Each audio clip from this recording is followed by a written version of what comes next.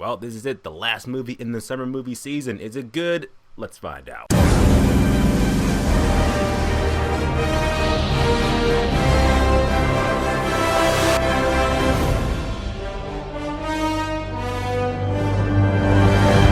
Don't Breathe. Don't Breathe, the upcoming thriller movie that comes out this Friday. Is the movie good? I'm gonna say it, guys, I was very surprised at this movie. This movie was like a return to form for thriller movies. I haven't really seen a thriller movie this pretty engaging and gripping, had twists and turns. I didn't know what was coming and shit in a long time. That's saying much. I went to this movie thinking like, okay, it can be a typical home invasion movie. Nothing special, nothing too special. I thought the movie just like, holy shit, that was actually pretty good. I give props to like the last act of this movie, going to the end of the movie that just brought it all home to make it be like, yeah, couple peg. Yeah, so in a nutshell, I would definitely recommend seeing this movie, and here's why. The plot of the movie was really worth talking about, because the plot is as follows. Like I said, you got these three teenagers that's pretty much just like, yeah, we break into houses and shit like that because we're cool and we're edgy, that's what we do. But then we found out, oh, there's this one house that has a nice sizable amount, and it's like 300K. Nice sizable amount. What, the dude's blind? Shh, let's just go in that house. Easy picking, let's just rob this dude blind. So they do that, and then little do they know that this blind dude is pretty much like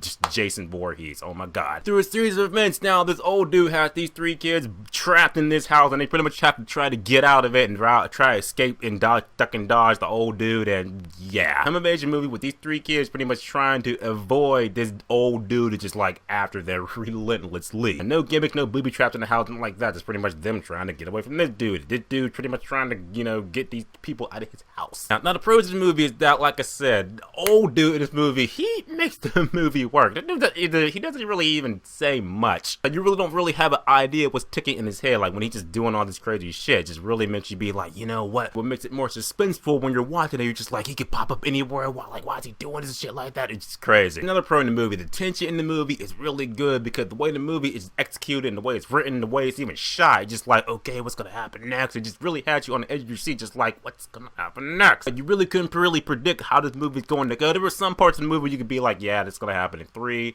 2, 1, it happened. But where the movie really succeeds is in the third act of this movie. Like in the third act of this movie, like I can't give it away. And I just pretty much say it like this: the third act of this movie, when you actually find out, when the old dude like kind of reveals his motive, his logic, and thinking why he's doing the things he's doing to the people in this house, when you find out why he's doing it, and you know the deep dark shit that's going on in his house, then it makes you be like, oh shit, this dude is nuts, and this is what I'm talking about. Thriller shit, love it. Any con, like I say about the movie, the fact that the movie doesn't take long to get going, but I will say when the third act does happen, the ending does happen, there is a part of the movie you kind of be like, the ending's kind of dragging out a little bit. But then there's one thing that happened in the movie, this one thing that happened towards the end of the movie, I was like, that's bullshit.